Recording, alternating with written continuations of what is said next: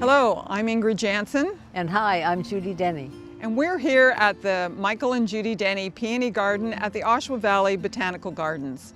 And we are on the traditional territory of the Mississaugas of Scugog Island First Nation. Today, Judy and I are going to be looking at and talking about herbaceous peonies. Herbaceous peonies are the peonies that put on all of their growth, flower, and then die back in the same season. And we have 308 different herbaceous peonies planted here in the garden that we're going to be looking at. And here, this is a display garden. The peonies are named so that you can come and see something in full bloom that's standing straight up. And the reason is that it's a newer variety that they have worked on, the hybridizers have worked on for a long time. It's rained a little bit, but they're still standing up. You will also see peonies flat on the grass. First of all, because they've been out for a long time, but also because they have weak stems. They were the original old peonies that were developed for cutting gardens. So a lot of the older ones from, say, the 1800s, early 1900s were actually bred for the florist industry, and so they were not required as landscape plants. So the single form has 1 to 2 rows of petals. This one has a very unusual center. It does. So this is White Innocence. Yes. Which is a late blooming single. It is. And it's a fairly large plant as well. It's a wide, tall plant and loves to show off this wonderful center. So even without the petals on it, it's still an interesting shape. So this is the Japanese form. It is. The stamens are no longer covered with pollen for the bees to go buzzing around. Okay. Those stamens have turned into what we call petaloids. And so they're miniature petals. Okay. that do not or no longer have pollen.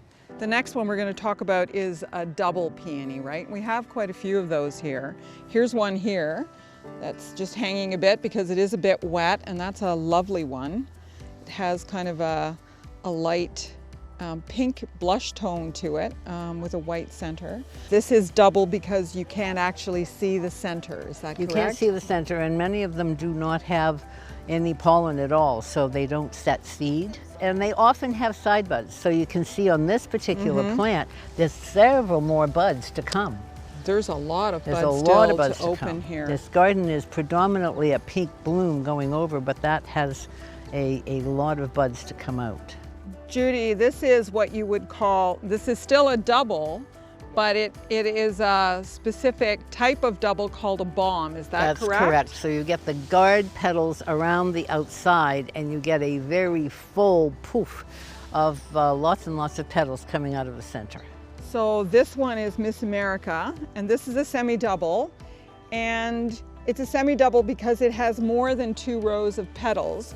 You can still see the center, but it's a lot fuller than a single would be. So that would be considered a semi-double.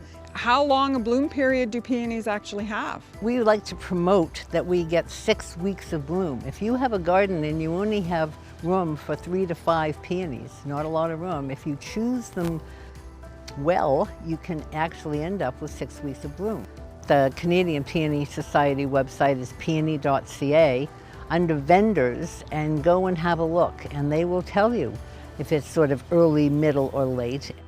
That's another common question about ants on peony flowers, and we have actually mentioned before that the ants, of course, are coming after that sap that's exuded by the buds as they open up. Very sweet and sticky, and right. They love it. But they don't cause any harm to the flowers, and it's not something to be concerned about.